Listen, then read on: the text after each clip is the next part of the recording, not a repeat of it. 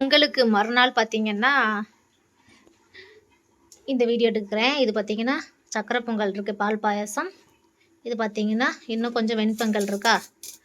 ஆமாம், இன்றைக்கி வந்து என்ன பார்த்தீங்கன்னா வீட்டில் ஸ்பெஷல் அந்த வெண்பொங்கலுக்காக மட்டன் குழம்பு ரெடி ஆகிட்டு இருக்குது. நான் ரெடி பண்ணிவிட்டு உங்களுக்கு ஃபுல்லாக காட்டுறேன். இது பார்த்தீங்கன்னா பசங்களுக்கு அன்றைக்கி ஈரல் வாங்கினேன்ல, அன்றைக்கி கொஞ்சம் சொதப்பிருச்சு. இன்றைக்கி கொஞ்சம் நல்லா செய்கிறேன்னு நினைக்கிறேன். எப்படி வந்திருக்குன்னு லாஸ்ட் சொல்கிறேன். இது பார்த்தீங்கன்னா மதியத்துக்கு வந்து தேங்காய் பால் சாதம். தேங்காய் எண்ணெய் உடச்சி தேங்காய் இருந்துச்சு, அது வச்சுருந்தோம் அப்படின்னு சொன்னால் கண்டிப்பாக எப்படியா வேஸ்ட்டாக போயிடும். தேங்காய் பால் சாதம் ரெடி பண்ணிட்டு இருக்கிறேன்.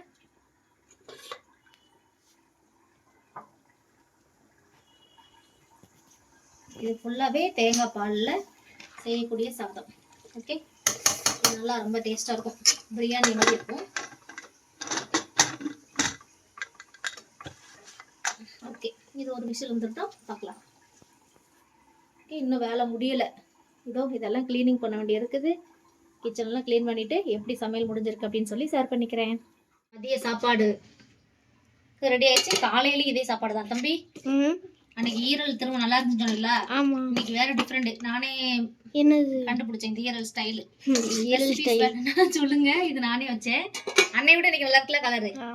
இது வந்து இங்க கட்டுவா, இது வந்து மட்டன் ஈரல். இங்க பாரு, மட்டன் குழம்பு. மட்டன் குழம்பு எல்லாமே வந்து இன்னைக்கு கொஞ்சம் ஸ்பெஷலாகவே நல்லா இருக்குது மற்ற நாளை விட. ஏன்னா ஏன் தெரியுமா, அன்னைக்கு நான் சென்னை ஸ்டார் ஒரு கடைக்கு போனோம்ல, அந்த கடையில வந்து நம்ம ஊர் மசாலா கிடைச்சது. இத்தனை நாள் வந்து நார்த் இந்தியா மசாலா தான் வச்சேன், நீ நம்ம ஊர் மசாலா போட்டு வச்சிருக்கேன். சரி, சாப்பாடு வைக்கலாமா? வைக்கலாம். இது பொங்கல் சாப்பாடு. இது வந்து மதியத்துக்கு வந்து இது வந்து தேங்காய் பால் சாதம் இருக்கு, அப்புறமா காட்டுறேன். இது வந்து பொங்கல் பொங்கலுக்கு மட்டன் குழம்பு. ரெண்டு காம்பினேஷன்ல பொங்கல்.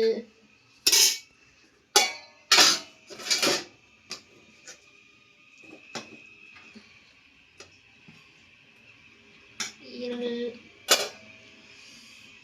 இதுக்கடுத்து குழம்பு. மட்டன் குழம்பு.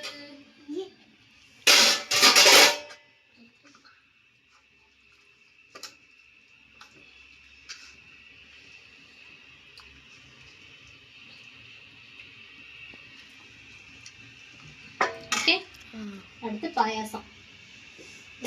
பால் பாயாசம். பால் பாயாசம் குட்டி ஓட்டையில் வச்சுக்கணும் கொஞ்சம். ஓகே,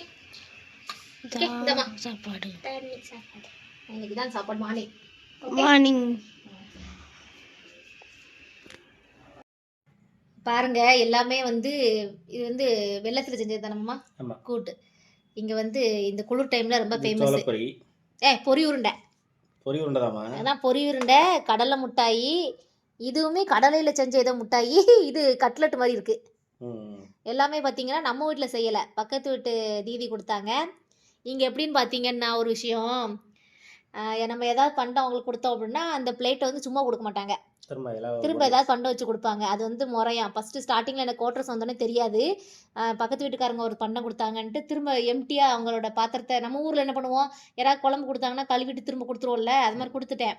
அப்புறம் ஒரு ஃப்ரெண்டு சொன்னாங்க, பண்டம் கொடுத்தாங்க அப்படின்னு சொன்னால் அவங்களுக்கு திரும்ப வந்து பண்டம் கொடுக்கணுமா. இது நேற்று நம்ம பொங்கல் வச்சதுக்கு கொடுத்தோம்மா அவங்களுக்கு. பொங்கலும் நம்ம வீட்டில் வச்சால கரும்பு அந்த மாதிரி எல்லாம் வச்சு கொடுத்தேன், பூஜை பண்ண எல்லாத்தையும். அதுக்கு அவங்க நமக்கு பொரி உருண்டை கொடுத்துருக்காங்க. பேசிக்கிட்டே இருக்கேன் மாமா, நீங்க என்ன பண்றீங்க? நீங்க என்ன சாப்பிட்டுட்டே இருக்கீங்களா? முடிஞ்சிச்சு போல்க பண்ணா ஒரே வாயில. ஓகே, சாப்பிட்றோம்.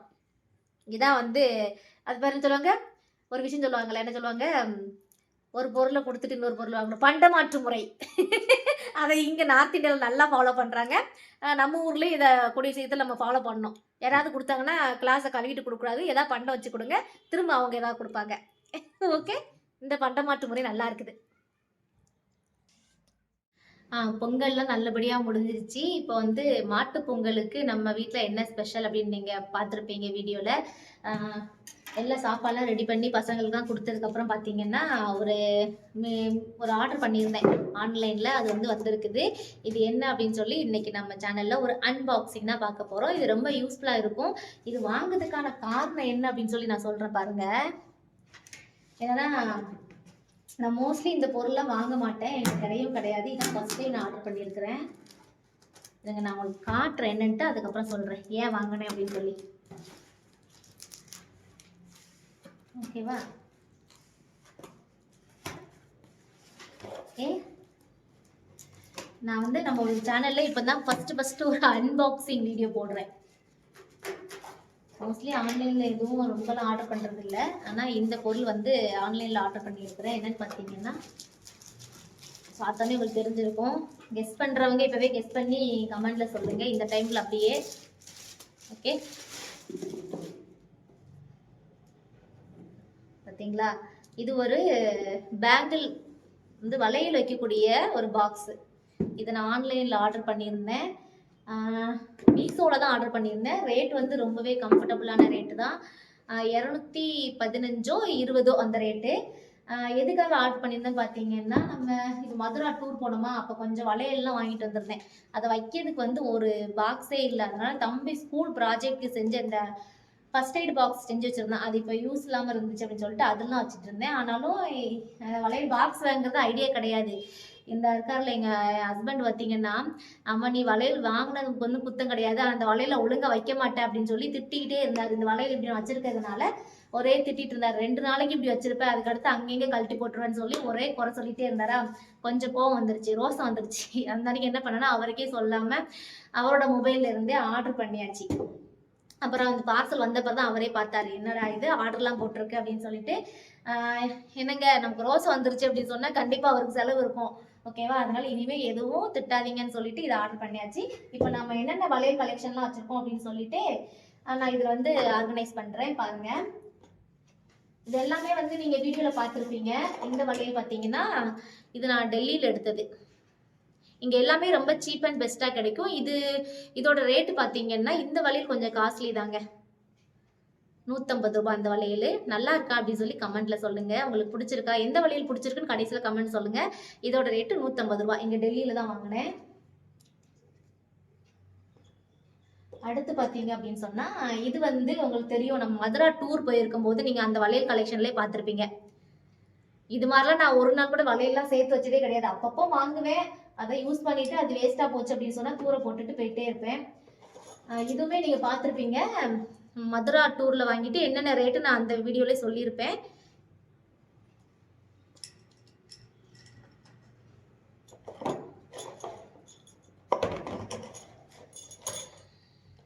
இது எந்த வளையல் உங்களுக்கு பிடிச்சிருக்கு அப்படின்னு சொல்லி மறக்காமல் கமெண்ட்டில் சொல்லுங்கள்.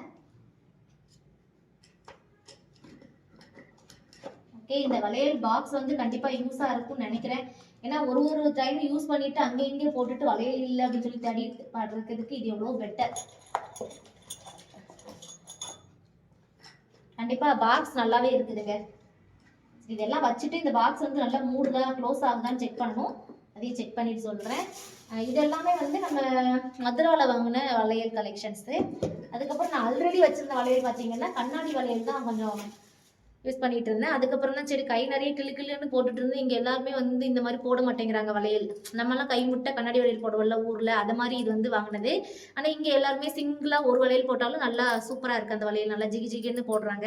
அதனால சரி அப்படின்னு சொல்லிட்டு அந்த மாதிரி மாறியாச்சு.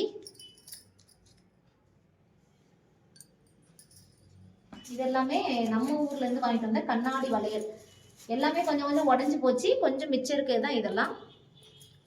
இருந்தாலும் கண்ணாடி வளையல் போட்டால் அது ஒரு தனி அழகு தான். ஆனால் என்ன பண்ணுறது, அங்கங்கே உடஞ்சி போயிடும். இது எல்லாமே கண்ணாடி வளையல்.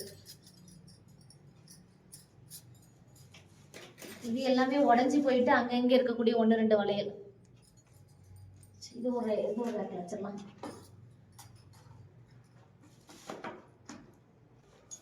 டெய்லி யூஸ்க்காக இந்த வளையல் இது போட்டுக்கலாம் அப்படின்ட்டு இது வாங்கியிருந்தேன். அது கூடவே நம்ம ஊரில் போடுற வளையல், இந்த வளையல்லாம் ஒரு டைம் போட்டாலே போதும்.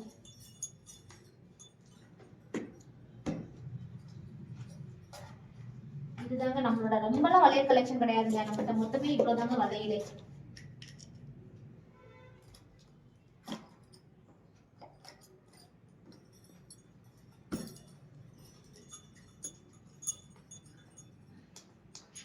கண்டிப்பாக இந்த வளையல் பாக்ஸ் எல்லாம் ஃபில் பண்ணுறதுக்காகவே நெக்ஸ்ட் வந்து இங்கே வந்து ரொம்ப சீப்பாக வந்து மார்க்கெட் வளையல்லாம் கிடைக்கும், அதெல்லாம் வாங்கணும்.